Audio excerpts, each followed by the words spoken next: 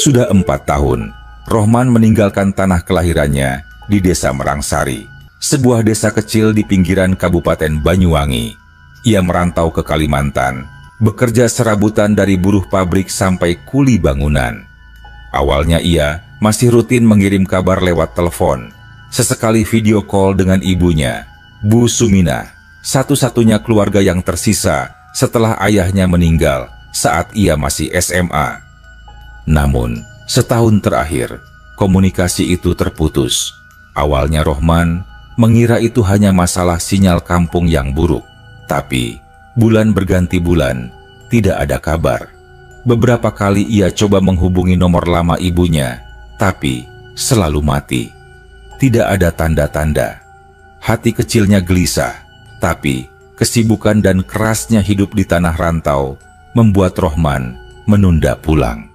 Sampai pada suatu malam, saat hujan deras mengguyur mes tempatnya tinggal, ia bermimpi. Ia melihat ibunya berdiri di depan rumah, memanggil-manggil namanya dengan suara serak dan wajah yang basah kuyup. Keesokan harinya, tanpa pikir panjang, Rohman memutuskan berhenti dari pekerjaannya dan pulang. Ada sesuatu yang terasa mendesak, seakan-akan waktu tidak berpihak lagi. Perjalanan pulang memakan waktu 2 hari 2 malam. Dari pelabuhan Balikpapan, menyeberang ke Surabaya, lalu naik bus malam ke Banyuwangi. Sepanjang perjalanan, Rohman nyaris tidak tidur. Hatinya campur aduk antara rindu dan cemas. Malam itu, bus yang ia tumpangi akhirnya berhenti di perempatan kecil dekat desanya. Rohman turun dengan satu ransel di punggung. Jalan ke rumahnya masih sama seperti dulu. Gelap, berdebu, diapit sawah yang luas dan beberapa pohon bambu yang rimbun. Langkah Rohman terasa berat saat melewati jalan setapak itu. Sesekali terdengar suara jangkrik bersahutan, ditemani desir angin malam yang menusuk tulang. Akhirnya ia sampai di depan rumah lamanya. Rumah itu masih berdiri kokoh, cat dindingnya sedikit mengelupas, tapi atap gentengnya masih utuh. Lampu teras menyala redup, seperti tanda kehidupan. Dengan degup jantung yang keras, Rohman mengetuk pintu. Tidak lama, terdengar suara langkah kaki menyeret dari dalam. Pintu terbuka, dan di ambang pintu berdirilah Bu Suminah. "Ibu." Suara Rohman tercekat. Wajah Bu Suminah tampak sama seperti dalam ingatan Rohman, hanya sedikit lebih pucat, lebih kurus. Senyumannya merekah, tapi matanya seolah menyimpan sesuatu yang tidak bisa dijelaskan. "Rohman, anakku." Suara ibunya serak, tapi penuh kehangatan. Pelukan itu, tubuh ringkih itu, terasa nyata, hangat. Rohman menahan air mata yang tiba-tiba menggenang. Malam itu, Rohman tidur di kamarnya yang lama. Kasur kapuk yang sudah agak kempes, bau tanah dari lantai semen, suara kodok dari sawah belakang. Semua seolah membawanya kembali ke masa kecil. Sebelum tidur, Bu Suminah sempat menyiapkan teh hangat dan sepiring pisang goreng. Seperti dulu, Rohman menyesap teh itu perlahan, menatap ibunya yang duduk di sudut ruang, membenahi selimut. "Ibu nggak kemana-mana kan?" tanya Rohman tiba-tiba. Bu Suminah menoleh, tersenyum tipis. "Ibu di sini, Man. Ibu selalu nunggu kamu pulang." Jawaban itu membuat Rohman tersenyum lega. Untuk pertama kalinya setelah sekian lama, ia merasa pulang, merasa rumah. Malam semakin larut. Angin bertiup dari sela jendela tua, membawa aroma tanah basah. Rohman memejamkan mata, tidak menyadari bahwa dari sudut ruangan, ibunya menatapnya dalam-dalam, dengan sorot mata yang sendu, dan anehnya, penuh kesedihan yang dalam. Pagi berikutnya, Rohman terbangun oleh aroma nasi goreng yang menggoda. Ia bergegas bangun, keluar kamar, dan menemukan ibunya sudah sibuk di dapur. Panci-panci tua tergantung di atas dinding, kuali kecil mengepul di atas tungku kayu. "Ibu masak apa?" seru Rohman riang. "Nasi goreng kampung, favoritmu," sahut Bu Suminah tanpa menoleh. Rohman tersenyum. Rasanya seperti tidak pernah pergi. Seakan 4 tahun itu hanyalah mimpi panjang yang akhirnya berakhir. Saat sarapan, Rohman bercerita panjang lebar tentang pengalamannya di Kalimantan, tentang kerasnya hidup di rantau, tentang keinginannya untuk mencari kerja di kota terdekat agar bisa tetap dekat dengan ibunya. Bu Suminah hanya mendengarkan, mengangguk-angguk pelan. Sesekali matanya berkaca-kaca. "Yang penting kamu di rumah, Man. Ibu nggak butuh apa-apa, cuman butuh kamu pulang," kata ibunya lirih. Rohman menggenggam tangan ibunya erat-erat. Tangan itu dingin, kurus, penuh guratan usia. Di luar, matahari pagi perlahan merayap naik. Bayangan pepohonan bergoyang tertiup angin. Segalanya tampak normal. Namun Rohman tidak sadar, di balik semua kehangatan itu ada sesuatu yang salah. Sesuatu yang samar, seperti kabut tipis yang menyelimuti rumah itu. Hari kedua, setelah kepulangan Rohman berjalan tenang. Ia membantu ibunya membersihkan rumah, menambal genteng bocor, bahkan membetulkan pagar bambu di pekarangan depan yang sudah hampir roboh. Setiap sore, Rohman duduk di beranda, menyeruput kopi panas sambil memandang sawah yang menguning. Bau rumput basah dan tanah lempung menyeruak di udara. Burung-burung pipit beterbangan rendah dan anak-anak kecil berlarian di jalanan tanah. Desa Merangsari memang tidak banyak berubah. Masih sepi, masih sederhana. Hanya saja Rohman merasa suasananya kini lebih sendu. Ada yang ganjil, tapi ia belum bisa menunjuk apa tepatnya. Suatu sore, ketika Rohman sedang menyapu halaman, lewatlah Pak Sarwo, tetangga lama mereka. Lelaki tua itu berjalan perlahan sambil membawa keranjang bambu berisi hasil kebun. Pak Sarwo berhenti di pagar, menatap Rohman dengan sorot mata heran. "Man, kamu udah pulang?" sapanya. "Iya, Pak Sarwo." Rohman tersenyum ramah. "Baru 2 hari ini." Pak Sarwo mengangguk perlahan. Matanya melirik ke arah rumah, lalu kembali menatap Rohman dengan raut aneh, seakan ingin mengatakan sesuatu, tapi ragu. "Alhamdulillah, ibu juga sehat-sehat saja, Pak, di rumah," tambah Rohman cepat, berusaha menghapus kecanggungan. Pak Sarwo membuka mulutnya, tapi hanya menghela napas panjang. "Syukur, syukur. Yang penting kamu udah pulang," gumamnya, lalu berlalu sambil menunduk. Rohman hanya mengangkat bahu, menganggap itu sikap biasa dari orang tua. Namun, malamnya, saat Rohman hendak tidur, ia mendengar sesuatu. Dari arah dapur, terdengar suara berbisik-bisik, samar, seperti suara ibunya berbicara dengan seseorang. Rohman bangkit, berjalan perlahan ke dapur. Namun, saat ia sampai di sana, tidak ada siapa-siapa. Hanya panci dan kuali tua yang tergantung diam, dan angin yang mengayunkan tirai tipis jendela. "Ibu," panggil Rohman pelan. Tidak ada jawaban. Suara-suara itu lenyap seketika, seperti ditiup angin. Dengan perasaan ganjil, Rohman kembali ke kamarnya. Namun, sepanjang malam, ia tidur gelisah, merasa seolah ada mata yang mengawasinya dari sudut-sudut gelap rumah itu. Hari-hari berikutnya, kejadian-kejadian aneh mulai bermunculan. Pagi-pagi, Rohman sering menemukan pintu dapur terbuka, padahal ia yakin sudah menguncinya malam sebelumnya. Sesekali ia mencium bau anyir yang kuat di dalam rumah, seperti bau tanah basah bercampur kemenyan. Suatu malam, saat ia hendak ke kamar mandi di belakang rumah, ia melihat bayangan ibunya berdiri membelakanginya di ujung lorong gelap. "Ibu?" panggilnya. Namun saat ia mendekat, sosok itu perlahan memudar, seolah larut dalam kegelapan. Berkali-kali Rohman mencoba mengabaikannya. Ia menepis pikiran buruk itu, menganggapnya hanya kelelahan atau imajinasi akibat lama hidup di kota besar. Namun, keraguan perlahan-lahan mulai menggerogoti hatinya. Senyum ibunya, caranya berbicara, bahkan cara ia bergerak, semuanya terasa sedikit berbeda. Seperti ada sesuatu yang meniru ibunya, namun tidak sepenuhnya sama. Suatu sore, Rohman memutuskan untuk main ke warung Bu Yati, tetangga yang dulu akrab dengan keluarganya.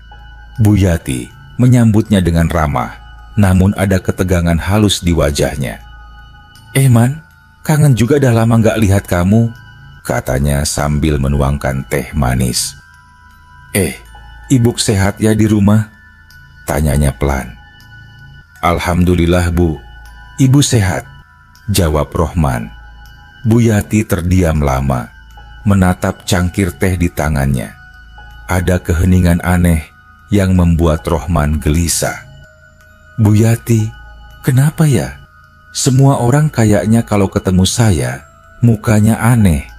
Rohman akhirnya bertanya, mencoba bercanda. Bu Yati tersenyum kaku, lalu berkata, "Nggak apa-apa, Man. Orang desa aja. Kaget kamu pulang tiba-tiba."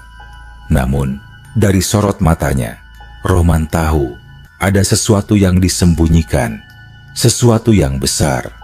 Sore itu, saat pulang ke rumah, Rohman melewati jalan setapak di tepi sawah. Matahari mulai condong ke barat, mewarnai langit dengan warna oranye kemerahan. Bayangan pepohonan menjulur panjang, seakan ingin meraih kakinya. Di tengah perjalanan, ia berpapasan dengan Mbah Sastro, tetua kampung yang dikenal punya penglihatan lebih tajam dari orang biasa. Mbah Sastro berhenti di tengah jalan, menatap Rohman dengan mata keriputnya yang tajam. "Sudah waktunya kamu tahu, Li," gumamnya. Rohman berhenti, menatap bingung. "Apa maksud Mbah?" tanyanya. Mbah Sastro hanya menggeleng pelan, menatap ke arah rumah Rohman. "Nanti, semua akan kelihatan. Tapi, jangan kaget. Jangan takut." Sebelum Rohman sempat bertanya lebih lanjut, Mbah Sastro sudah melangkah pergi. Tongkat kayunya menjejak pelan di tanah berdebu. Rohman berdiri mematung di situ, keringat dingin mulai membasahi punggungnya. Malam itu, angin bertiup lebih kencang dari biasanya. Suara pohon bambu bergemerisik seperti bisikan-bisikan panjang. Atap genteng berderit. Tirai jendela berkibar, meski jendelanya tertutup rapat. Di dalam kamarnya, Rohman duduk di tepi ranjang, memandang pintu kamar yang sedikit terbuka. Dari celah pintu, ia bisa melihat sosok ibunya berdiri diam di lorong, menatapnya tanpa berkedip. Senyumnya lebar, terlalu lebar untuk ukuran manusia. Keesokan harinya, Rohman bangun dengan tubuh pegal dan kepala berat. Seakan malam tadi, ia berperang dalam tidurnya sendiri. Suasana rumah terasa lebih dingin dari biasanya. Ketika ia berjalan ke ruang tengah, ia melihat ibunya, Bu Sumina, duduk di kursi rotan, menenun tikar dari daun pandan.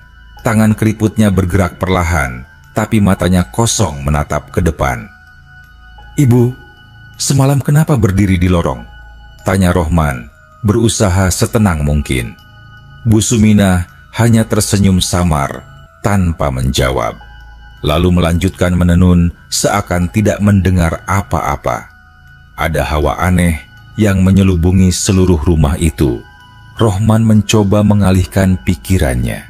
Hari itu, ia memutuskan untuk berkunjung ke makam ayahnya, almarhum Pak Warto, yang sudah meninggal sejak Rohman masih SMA. Ia berjalan ke pemakaman desa yang terletak di belakang bukit kecil. Matahari mulai tinggi, tapi hawa di sekitar pemakaman tetap terasa lembab dan dingin. Barisan nisan tua berlumut berdiri miring-miring di antara rerumputan liar.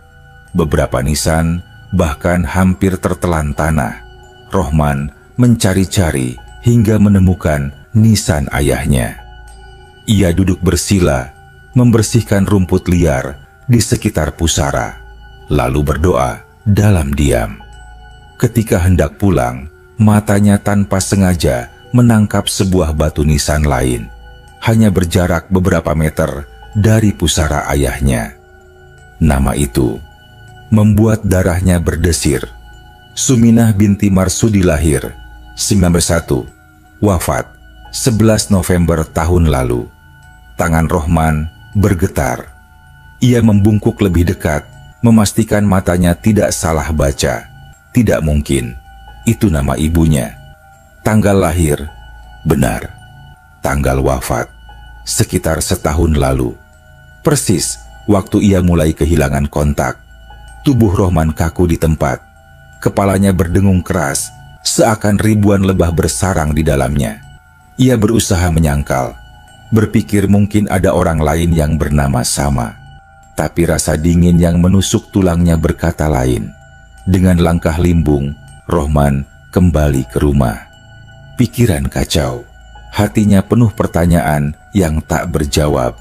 Saat membuka pintu rumah, ia melihat Bu Suminah berdiri di dapur, membelakanginya. "Ibu?" Suara Rohman bergetar. Sosok itu menoleh perlahan.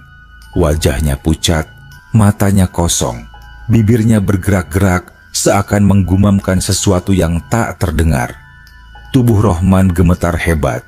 Ia mundur perlahan, punggungnya hampir membentur dinding. Tanpa sadar, Rohman berlari keluar rumah. Kakinya membawanya ke rumah Bu Yati. Napasnya tersengal-sengal. "Bu Yati, tolong saya, Bu!" Rohman berteriak sambil mengetuk pintu keras-keras. Bu Yati membukakan pintu dengan wajah panik. "Astagfirullah, Man, kenapa kamu?" Dengan suara terbata, Rohman menceritakan apa yang ia lihat di pemakaman. Tentang nisan itu, tentang sosok yang selama ini bersamanya. Bu Yati terdiam lama. Lalu dengan mata berkaca-kaca, ia berkata perlahan, "Man, kamu harus kuat, Nak. Memang betul, ibumu sudah meninggal setahun lalu. Ibumu sakit keras, ibumu gak mau ngabarin karena takut kamu kepikiran. Sampai akhirnya ibumu menjual HP untuk biaya berobat. Hingga ibumu wafat, kami gak bisa ngabarin kamu lagi karena gak tahu nomormu, Man." Rohman terhenyak. Jantungnya seakan diremas tangan tak kasat mata. "Tapi, saya tinggal serumah dengan beliau. Saya ngobrol, saya makan bareng." Rohman berteriak, setengah tak percaya. Bu Yati menghela napas panjang. "Semua orang di kampung ini tahu, Nak. Tapi kami nggak tega bilang. Takut kamu syok. Tapi tiap malam kami lihat, rumahmu itu gelap, kosong, sepi. Tapi kamu sendiri di sana, kayak ngobrol dengan seseorang." Air mata Rohman mulai jatuh tanpa ia sadari. "Tapi, ibu tiap hari masakin saya. Tiap sore kami ngobrol di teras." Gumamnya patah-patah. Bu Yati menggenggam tangan Rohman erat. "Itu bukan ibumu lagi, Man. Yang ada di rumahmu bukan manusia." Malam itu, Rohman tidak kembali ke rumah. Ia bermalam di rumah Bu Yati, duduk termenung di sudut ruangan sambil memeluk lutut. Kepalanya penuh dengan kenangan, obrolannya dengan ibunya, makanan yang ia makan, tawa mereka. Semua kini terasa menyeramkan. Siapa yang sebenarnya menemaninya selama ini? Apa yang diinginkan sosok itu darinya? Sementara di luar, angin malam berhembus keras, membawa bisikan yang berputar-putar di telinganya. "Rohman, pulanglah, Nak." Suara itu sayup-sayup terdengar memanggil dari arah rumahnya. Malam itu Rohman sulit tidur. Meski ia sudah berada di rumah Bu Yati, agak jauh dari rumahnya, namun bayangan wajah ibu masih terus menghantuinya. Telinganya seakan tetap mendengar suara langkah di dapur, suara panci beradu, tawa kecil ibunya. Jam dinding berdetak keras di dalam sunyi. Bu Yati yang tidur di ruang tengah bersamanya sudah terlelap, tapi Rohman tetap terjaga, duduk memeluk lutut di sudut ruangan. Pikirannya berkelindan kacau. Kalau sosok di rumah itu bukan ibunya, lalu siapa? Kenapa ia tidak pernah merasakan keanehan selama ini? Ataukah sebenarnya ada tanda-tanda, tapi ia terlalu keras kepala untuk menyadarinya? Sekitar pukul 2 dini hari, ada ketukan halus di pintu rumah Bu Yati. Rohman langsung menegang. Ketukan itu berulang, pelan tapi menuntut. Bu Yati berguling dalam tidurnya, tampaknya tidak mendengar. Sementara Rohman perlahan berdiri, melangkah ke arah pintu. Suara ketukan semakin jelas, diselingi suara lirih memanggil, "Man, pulanglah, nak, ibu kangen." Darah Rohman terasa membeku. Itu suara ibunya.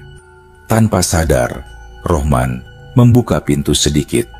Angin malam langsung menyapu masuk. Di luar, berdiri sosok Bu Suminah, mengenakan daster lusuh berwarna kelabu. Rambutnya tergerai acak-acakan, wajahnya pucat kebiruan. Tapi senyuman itu sama persis seperti yang selama ini Rohman lihat setiap hari. "Ibu," Rohman bergumam. Sosok itu mengulurkan tangan. "Pulang, nak. Jangan tinggalkan ibu sendirian." Suara itu parau, tidak seperti biasanya.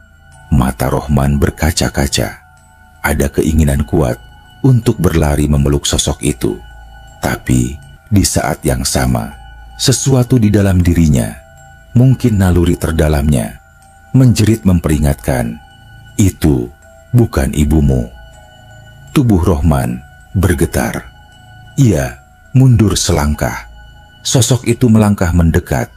Tangan keriputnya terulur, hampir menyentuh wajah Rohman. Tiba-tiba, Bu Yati terbangun dan berteriak, "Rohman, jangan keluar, tutup pintunya." Sontak Rohman tersadar. Dengan segenap tenaga, ia mendorong pintu hingga tertutup keras.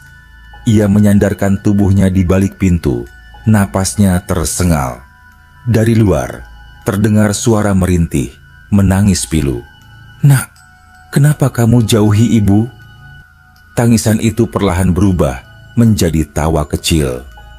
Kemudian menjadi tawa keras, mengerikan, yang bergaung di seluruh pekarangan. Bu Yati mendekap Rohman yang gemetaran, membacakan ayat-ayat suci dengan suara gemetar. Pagi harinya, setelah azan subuh berkumandang, suasana baru mereda.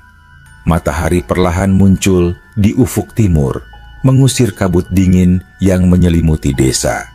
Dengan didampingi Bu Yati, Pak RT, dan beberapa warga, Rohman akhirnya memberanikan diri kembali ke rumah lamanya. Pintu rumah itu terbuka lebar. Di dalam, semuanya berantakan. Tikar yang biasa digunakan Bu Suminah untuk menenun sudah berdebu. Dapur kosong. Meja makan dipenuhi sarang laba-laba. Seolah tidak ada kehidupan di rumah itu selama bertahun-tahun. Rohman berjalan perlahan ke kamar ibunya. Di sana, ia menemukan sebuah foto keluarga lama, kusam dan berdebu, diletakkan di atas bantal. Ada catatan kecil di balik bingkai foto itu. Tulisannya miring dan goyah. "Maafkan ibu, tidak bisa menunggumu lebih lama. Nak, ibu selalu sayang kamu. Sampai kapanpun." Air mata Rohman tumpah tanpa bisa ditahan. Ia terduduk di lantai, menggenggam foto itu erat-erat. Beberapa warga membantu membersihkan rumah. Bu Yati memanggil seorang ustadz untuk memimpin doa dan tahlilan kecil di rumah itu, agar roh almarhumah Bu Suminah tenang dan tidak lagi bergentayangan. Ataupun hal gaib lainnya yang mengganggu bisa pergi. Selama doa berlangsung, beberapa warga mengaku sempat melihat penampakan Bu Sumina berdiri di depan rumah tengah memperhatikan. Kini, semua berharap arwah beliau bisa beristirahat dengan tenang. Malam harinya, setelah semua beres, Rohman duduk sendirian di teras rumah. Angin malam berhembus lembut, tidak ada lagi suara langkah, tidak ada lagi tawa kecil. Hanya keheningan dan gemuruh lembut suara serangga malam. Rohman menatap langit yang penuh bintang, memeluk foto lama ibunya. Di dalam hatinya, ia berbisik, "Maafkan aku, Bu. Aku terlalu lama pergi, tapi aku tahu Ibu selalu bersamaku dimanapun aku berada." Dari kejauhan, ia seperti melihat sosok ibunya berdiri di bawah pohon mangga tua, melambaikan tangan perlahan dengan senyum hangat yang selalu ia kenal. Lalu perlahan, sosok itu memudar, lenyap ke dalam malam. Malam itu, untuk pertama kalinya sejak pulang ke Merangsari, Rohman merasa benar-benar sendirian, tapi juga merasa damai. Ia tahu, kini ibunya benar-benar telah pergi ke tempat yang lebih baik. Hari-hari setelah kejadian malam itu terasa berat bagi Rohman. Rumah peninggalan almarhumah Bu Sumina kini benar-benar sunyi. Tak ada lagi aroma masakan dari dapur, tak ada suara gending Jawa yang dulu sesekali diputar ibunya saat sore hari. Rohman mencoba bertahan, meski terkadang rasa sepi itu hampir menenggelamkannya.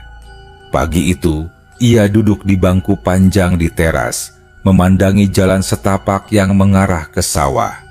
Daun-daun mangga berguguran ditiup angin, menyebarkan aroma tanah basah. Pak RT sempat mampir, membawa beberapa ikat daun singkong dan pisang hasil kebun. Bu Yati juga beberapa kali datang, membawakan makanan dan menemaninya ngobrol walau hanya sebentar. "Kalau butuh apa-apa, jangan sungkan, Man. Anggap aja kita semua di sini keluarga," kata Pak RT suatu pagi sambil menepuk bahu Rohman. Rohman hanya tersenyum kecil. Ia menghargai perhatian mereka, tapi tetap saja di dasar hatinya ada kekosongan yang tak bisa diisi siapapun. Beberapa hari kemudian, Rohman memutuskan untuk membersihkan rumah. Ia menyapu, mengepel, merapikan ruang tamu, membuang barang-barang yang sudah lapuk. Kamar ibunya ia rapikan dengan hati-hati, seolah setiap helai debu yang ia bersihkan adalah kenangan yang harus dihormati. Saat membersihkan lemari tua, Rohman menemukan sebuah kotak kayu kecil yang dulu sering dilihatnya di atas meja ibunya. Kotak itu berisi surat-surat lama, foto-foto masa kecilnya, dan sebuah buku doa yang lusuh. Di sela-sela surat itu ada sebuah amplop yang belum pernah ia lihat sebelumnya. Tangan Rohman gemetar saat membuka amplop itu. Isinya adalah surat tulisan tangan ibunya. "Untuk Rohman, anakku yang selalu ibu rindukan." Air mata Rohman mulai menggenang saat membaca isi surat itu. "Nak, kalau suatu hari kamu membaca ini, berarti ibu sudah tidak ada lagi di dunia ini. Jangan bersedih, ya. Ibu selalu mendoakanmu, selalu bangga padamu. Jalani hidupmu dengan ikhlas, dengan penuh syukur, karena hidup ini adalah titipan. Kalau kamu kesepian, lihatlah langit malam. Di sana ada bintang yang bersinar untukmu. Itu ibu, selalu melihatmu dari jauh. Ibu sayang kamu sampai akhir waktu." Rohman menggenggam surat itu erat-erat. Tubuhnya bergetar menahan isak. Hari berganti minggu. Rohman mulai berusaha menjalani rutinitas.